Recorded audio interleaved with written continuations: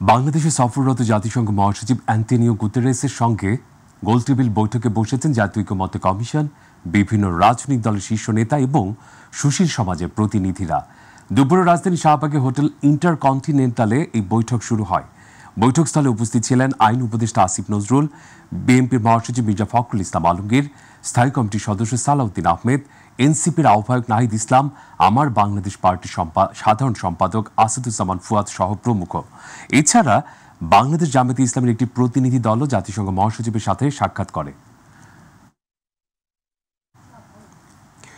দর্শক, এই মুহূর্তে অ্যান্টোনিও গুতেরেসের সাথে বৈঠকের পর কথা বলছেন। আমরা সরাসরি যুক্ত হতে চাই সেই কথার প্রসঙ্গ আপনাদের সামনে তুলে ধরবার জন্য। সেখানে যে সংস্কারের কথাগুলো এলো, আপনারা কি কোনো টাইম ফ্রেমের কথা বললেন যে এত দূর? আমরা ওখানে টাইম ফ্রেম কথা বলার কোনো প্রয়োজন নাই, কারণ এটা তো সম্পূর্ণ আমাদের আভ্যন্তরীণ ব্যাপার। আমরা সংস্কার কমিশনের সঙ্গে আমরা কথা বলছি, তাদের সঙ্গে আমাদের যোগাযোগ আছে এবং তারা যা চাচ্ছে আমরা সব তাদেরকে দিয়েছি। ইতিমধ্যে আমাদের সঙ্গে একটা বৈঠক হচ্ছে, তো সেই বিষয়গুলো তো আপনার প্রশ্ন উঠতে হয় না। জাতিসংঘের মহাসচিবকে আমরা আপনার টাইম ফ্রেমটা দিতে যাবো কেন? স্যার, এই বৈঠকের উদ্যোক্তা বা আয়োজক আসলে কারা ছিল? জাতিসংঘ এখানকার ঢাকা। আচ্ছা, আমরা একটু ফাঁকা করি। তাহলে স্যার আমরা বলতে পারি যে আপনারা আগের কথাতেই বলেছেন যে সংস্কার চলমান প্রক্রিয়া, সেখানে নির্বাচনটি অতি দ্রুত সম্ভব কিনা বা সেই প্রক্রিয়া কেমন? সেটাই জাতিসংঘের তরফ থেকে বলা হয়েছে যে বাংলাদেশের আভ্যন্তরীণ ব্যাপার, আপনারা বসে রিফর্মস নেবেন, এটা ঠিক করেন এবং ইলেকশন যা হবে সেটাই। বাংলাদেশে একটা স্ট্রং ডেমোক্রেসি আগামী ইলেকশনে থ্যাংক ইউ।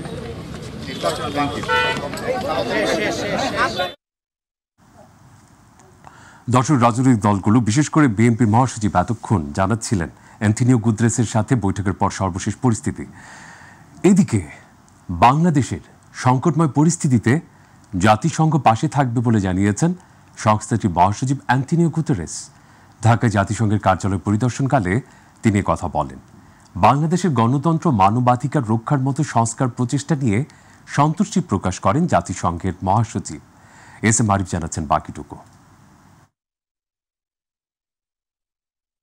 দীর্ঘ ৭ বছর পর বৃহস্পতিবার দ্বিতীয়বারের মতো বাংলাদেশ সফরে আসার পর তৃতীয় দিনেও কর্মব্যস্ত সময় পার করছেন জাতিসংঘ মহাসচিব অ্যান্টোনিও গুতেরেস। এদিন গুলশানে জাতিসংঘের কার্যালয় পরিদর্শন করেন তিনি। সেখানে কর্মচারী কর্মকর্তাদের সঙ্গে মতবিনিময় ছাড়াও কয়েকটি সেশনে অংশ নেন জাতিসংঘ মহাসচিব। এ সময় সংক্ষিপ্ত বক্তব্যে জাতিসংঘ মহাসচিব বাংলাদেশের আতিথেয়তার প্রশংসা করেন। In these difficult times, a refreshing feeling that we are in a country of generosity, that we are in a country that is doing reforms in the line of democracy, of human rights, of inclusion. That is exactly what we would like to see everywhere in the world. So thank you for your example, thank you for your hospitality, thank you for your fantastic support. বাংলাদেশের সংকটময় পরিস্থিতিতে জাতিসংঘ সবসময় পাশে থাকবে বলেও প্রত্যাশা ব্যক্ত করেন তিনি। We are totally committed to do everything we can to support Bangladesh in this crucial period and at the same time to draw the attention of the international community for the need to fully support you and for the need to fully support the generous action of Bangladesh in hosting such a large number of refugees in such difficult circumstances. পরে UN house উদ্বোধন করেন জাতিসংঘ মহাসচিব Antonio Guterres. S M Arif, MyTV, Dhaka.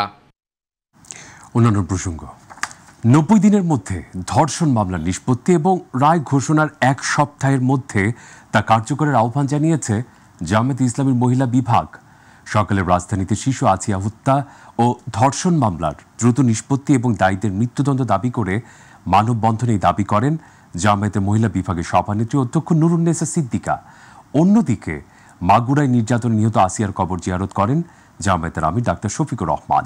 সব ধরনের নির্যাতনের বিরুদ্ধে সামাজিক প্রতিরোধ গড়ে তোলারও আহ্বান জানান তিনি। মাহবুব সৈকতের আরও তথ্য। সচরাচর জামাতের নারী নেত্রী কিংবা কর্মী সমর্থকদের নিজস্ব ব্যানারে প্রকাশ্যে দেখা যায় না।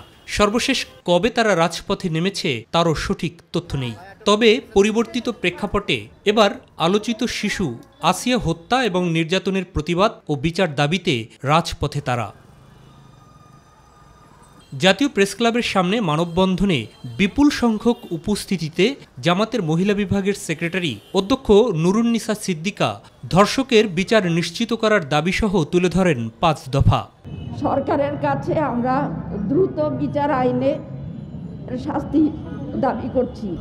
আসিয়া হত্যার আসামিদের মৃত্যুদণ্ড দিতে হবে, 1 সপ্তাহের মধ্যে রায় কার্যকর করতে হবে, সকল ধর্ষকের ফাঁসি চাই। সমাজ থেকে নারী এবং শিশু নির্যাতন বন্ধে সবাইকে ভূমিকা রাখার উপরও জোর দেন তিনি।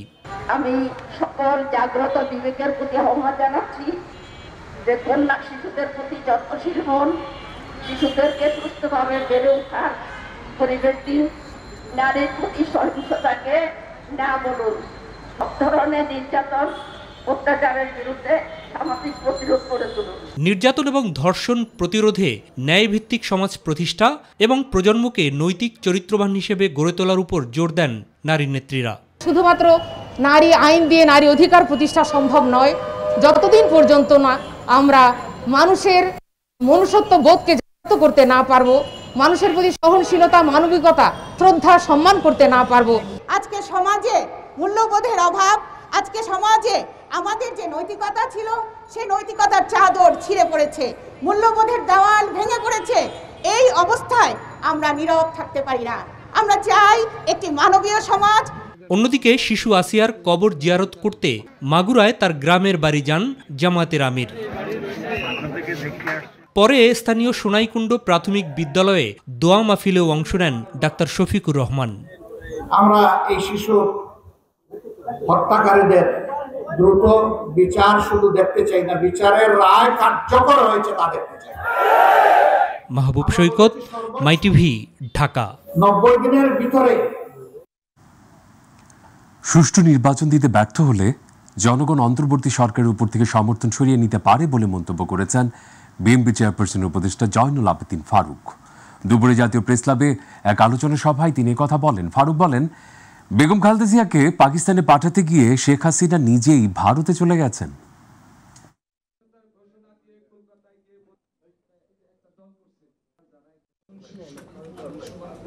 বাংলাদেশে গণতান্ত্রিক অধিকারগুলো যদি প্রতিষ্ঠা করার জন্য শেখ মুজিবের যে অবদান, পাকিস্তান থেকে ফেরত এসে যদি রেসকোর্স ময়দানে সেদিন উনি ঘোষণা করে দিতেন, আমি এক হাতে লাঠি নিব আর 32 নম্বরে বসে থাকবো, প্রধানমন্ত্রী করবো একজন শিক্ষিত লোককে, আমি ডান্ডা নিয়ে বসে থাকবো। সেদিন যদি আপনার রাজনীতির অভিজ্ঞতার আলোকে সেদিন যদি আপনি সরকারে না গিয়ে একজন শিক্ষিত দেশ পরিচালনা করার মতো লোককে প্রধানমন্ত্রী করে বসিয়ে দিতেন, বাংলাদেশে 22 পরিবারের বিরুদ্ধে সংগ্রাম করে যুদ্ধ করে জিয়ার আদর্শে উদ্ভাসিত স্বাধীনতা ঘোষণা করে যে দেশ স্বাধীন করেছিলাম, সেই দেশের এই করুণ অবস্থা শেখ হাসিনা 16 বছরে করতে পারত না। গণপরিবহনে নারীদের কোনো প্রকার হয়রানি করা হলে অ্যাপসে রিপোর্ট করলেই থানায় FIR হিসেবে গণ্য হবে, পুলিশ বাদী হয়ে মামলা করবে এবং আইনি সহায়তা দেবে বলে জানিয়েছেন ডিএমপি কমিশনার শেখ মোহাম্মদ সাজ্জাদ আলী। সকালে রাজধানী কারওয়ান বাজারের ডেইলি স্টার ভবনে গণপরিবহনে ইফটিজিং বা যৌন নিপীড়ন তৎক্ষণাৎ সহায়তা, জরুরি সেবা সহ নারী সুরক্ষায় চালু হওয়া নতুন একটি অ্যাপের উদ্বোধনী অনুষ্ঠানে তিনি এসব কথা বলেন। ঈদকে কেন্দ্র করে রাজধানীর নিরাপত্তা নিয়েও কথা বলেন ডিএমপি কমিশনার। প্রতিবেদন জাহিদ আহমেদ বাবুর। রাজধানী সহ সারা দেশের নারীর উপর সহিংসতা নিপীড়ন রোধে চালু করা হলো নারী সুরক্ষা help apps. Broadcast journalist association আয়োজিত হেল্প অ্যাপস উদ্বোধন করে ডিএমপি কমিশনার জানান, ঢাকা শহরে ছিনতাইয়ের ঘটনা আগের থেকে কিছুটা কমেছে। ছিনতাইয়ের ঘটনা বিগত রোজা শুরুর পর থেকে আমার জানার মতে খুবই কম। আমরা টার্গেট ঈদ পর্যন্ত এরকম ভালো থাকতে পারি যাতে নগরীর মানুষকে ঈদ পর্যন্ত আরও বেশি নিরাপত্তা দিতে ডিএমপি কাজ করছে জানিয়ে গণপরিবহনে নারীদের কোনো প্রকার হয়রানি করা হলে অ্যাপসে রিপোর্ট করা মাত্রই থানায় FIR হিসেবে গণ্য হবে বলেও জানান শেখ সাজ্জাদ আলী। অ্যাপসের মাধ্যমেও যদি আমার থানায় রিপোর্ট হয়ে যায়, we consider this is FIR.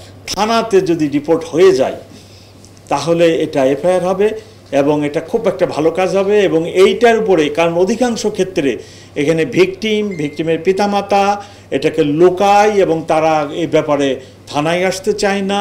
আর সামাজিক সম্পৃক্ততা ছাড়া নারীর উপর সহিংসতা রোধ করা সম্ভব নয় বলে মন্তব্য করেছেন বাংলাদেশ মহিলা পরিষদের সভাপতি ফৌজিয়া মুসলিম। নারীকে নারীর মতো না, মানুষের মতো চিত্রায়িত করার যে কাজটা, সেই জায়গাটাতে আমার মনে হয় সংবাদ মাধ্যমের হাত দেওয়ার খুবই গুরুত্বপূর্ণ সময় এখন, খুবই জরুরি সময় এখন।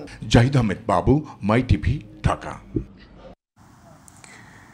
ঈদকে টার্গেট করে নোট তৈরির বিভিন্ন সরঞ্জাম সহ চক্রের অন্যতম হোতা সুমন সহ 3 জনকে গ্রেপ্তার করেছে পুলিশ।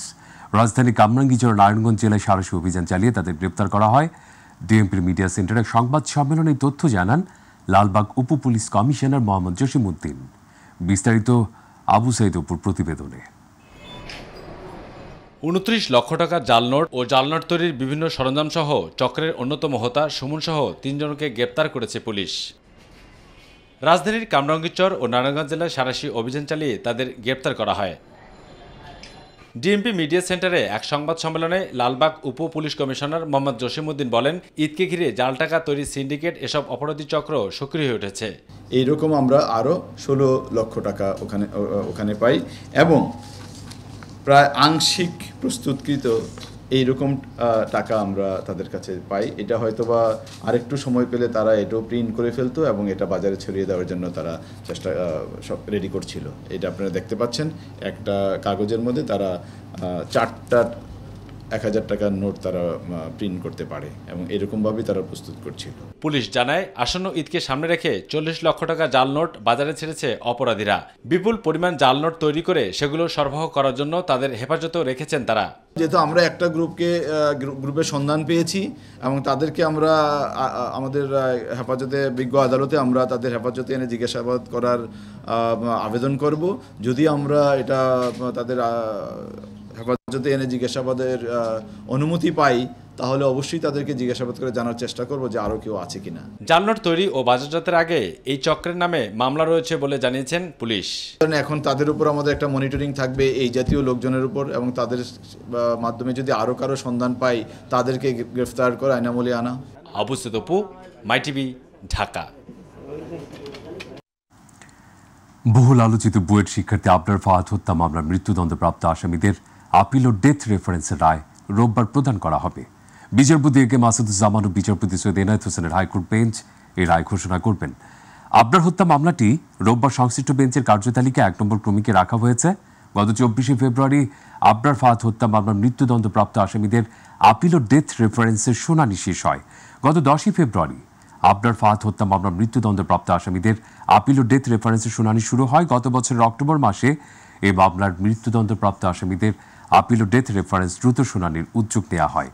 2021 সালে 8 ডিসেম্বর আবরার ফাহাদ হত্যা মামলায় 20 জনের মৃত্যুদণ্ড ও 5 জনের যাবজ্জীবনের আদেশ দেন আদালত।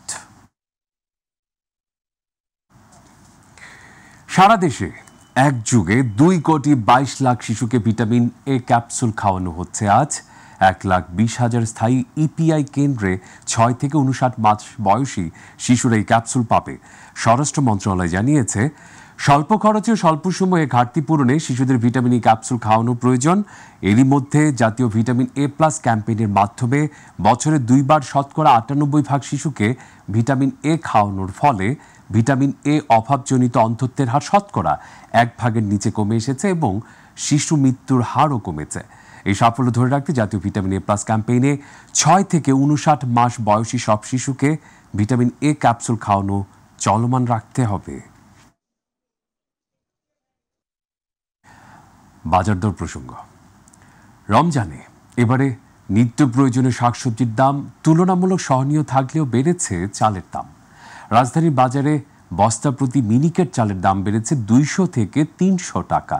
ক্রেতাদের দাবি, গুদামজাত করায় দাম বেড়েছে। অন্যদিকে ভারত থেকে মিনিকেট আমদানি করতে না পারায়ও দাম একটি কারণ বলে দাবি বিক্রেতাদের। রাজধানী কারওয়ান বাজার ঘুরে বিস্তারিত প্রতিবেদন মিফতা গালিবের। বাংলাদেশ পৃথিবীতে অন্যতম চাল উৎপাদনকারী দেশ হলেও নানা অজুহাতে চলে দাম বাড়ানোর প্রতিযোগিতা। এবছর রমজানে অন্যান্য নিত্যপণ্যের দাম স্থিতিশীল থাকলেও চালের দাম চড়া। এর মধ্যে চাহিদার শীর্ষে থাকা মিনিকেট চালের দাম কেজি প্রতি বেড়েছে 8 থেকে 10 টাকা। মিনিকেট দামটা বাড়ার মূল কারণ হইল ইন্ডিয়ার থেকে যে চালটা আসার কথা ছিল ওরকম তুলনামূলকভাবে আসেনি, আর ওইখান থেকে আসছে বেশিরভাগ 28 চাল। আর আমাদের দেশে মিনিকেটে এবার অনেক সংকট, মানে নাই করলে চলে। এখন মনে করেন আগে এক গাড়ি মাল আনতো একজনে, এখন 3 জনে 4 জনে মিলে একটা গাড়ি মাল পায়। ওই কারণে ক্রাইসিসটার কারণে দামটা বৃদ্ধি হয়ে গেছে। অনেক মেলে মিনিকেট নাই, বাংলাদেশে মিনিকেট সংকট, কয়েকটা মেল মিনিকেট দিতে পারেন। অনেক কোম্পানির কাছে আছে, আস্তে আস্তে দাম সিস্টেমে তারা মাল বেচাইনি করতে আছে। আর ছোটো ছোটো মেলগুলো তো বন্ধ হয়ে গেছে, বেশিরভাগ ব্যবসা গেছে বড় বড় শিল্পপতির কাছে ব্যবসা গেছে। মিনিকেট ছাড়া সমস্ত আইটেম চালের দামের স্থিতিশীল আছে। বিক্রেতারা আমদানি সংকট এবং এলসি করতে না পারে এমন পরিস্থিতি বললেও ভিন্ন কথা বলছেন ক্রেতারা। এই যে সংশ্লিষ্ট আইন আছে, প্রতিষ্ঠান আছে, সাধারণ মানুষের মানে ভোক্তাদের অধিকার রক্ষায় তাদের তৎপরতাটা আরও বাড়াতে হবে এবং কার্যকরী করতে হবে। আইনের অভাব নেই, বাংলাদেশে কোনো বিষয়ে আইনের অভাব নেই। এই সংশ্লিষ্ট অনেক আইন আছে, প্রয়োগটা দরকার। সরকারি তদারকির পাশাপাশি ব্যবসায়ীদের নৈতিকতাহীনতাকে দায়ী করছেন ক্রেতারা। আমাদের মধ্যবিত্ত লোকজনের জন্য তো সবসময়ের জন্য এই বিপদ, যে কোনো জিনিস ক্রয় করতে গেলে আমাদের সাধ্যর বাইরে চলে গেছে সব কিছু। এখন আমাদের যেখানে কেনা লাগবে 10 কেজি, সেখানে 5 কেজি নিতে হয়। আমরা জনগণ যদি ভালো হই, আমাদের যদি ইমানি শক্তিটা বাড়ে, তাইলেই দেখবেন আমাদের বাংলাদেশের সব কিছু পরিবর্তন হয়ে যাবে। অসাধু ব্যবসায়িক সিন্ডিকেট ভেঙে মনিটরিং জোরদারের পাশাপাশি ব্যবসায়ীদের সঠিক নীতি নৈতিকতা থাকলে চালের দাম সাধারণের নাগালের মধ্যে আসবে বলে প্রত্যাশা সাধারণ মানুষের। মিফতা গালিব, মাই টিভি, ঢাকা। শিক্ষা প্রতিষ্ঠানে শিক্ষার্থী বান্ধব পরিবেশ নিশ্চিতে ছাত্রদল বদ্ধপরিকর বলে দাবি করেছেন ছাত্রদলের সাবেক বর্তমান নেতৃত্ব। ঢাকা বিশ্ববিদ্যালয়ের পবিত্র রমজানুল মোবারক উপলক্ষে হিফজুল কোরআন ও পবিত্র কোরআন তেলাওয়াত প্রতিযোগিতার বাছাই পর্বে তারা এসব কথা বলেন। প্রতিযোগিতায় বিভিন্ন প্রতিষ্ঠানের প্রায় সহস্রাধিক প্রতিযোগী অংশ নেন।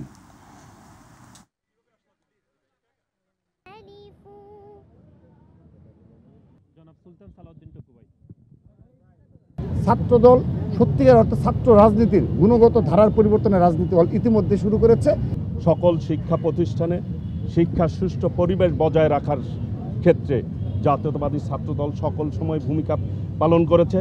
সকল আন্দোলন সংগ্রামে জাতীয়তাবাদী ছাত্রদলের একটি ঐতিহ্য রয়েছে। শুধু ঢাকাতে নয়, সারা বাংলাদেশের সকল শিক্ষা প্রতিষ্ঠান এইভাবেই এক্সট্রা কারিকুলাম অ্যাক্টিভিটিসকে তারা নতুনভাবে নতুন আলোকে মেধাবীদের সামনে তুলে ধরছে।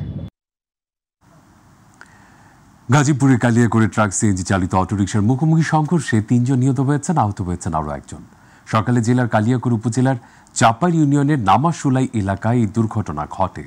প্রত্যক্ষদর্শী পুলিশ জানায়, সকালে শ্রীপুরের মাওনা চৌরাস্তা থেকে একটি সিএনজি অটোরিকশা যাত্রী নিয়ে কালিয়াকৈরের উদ্দেশ্যে রওনা দেয়।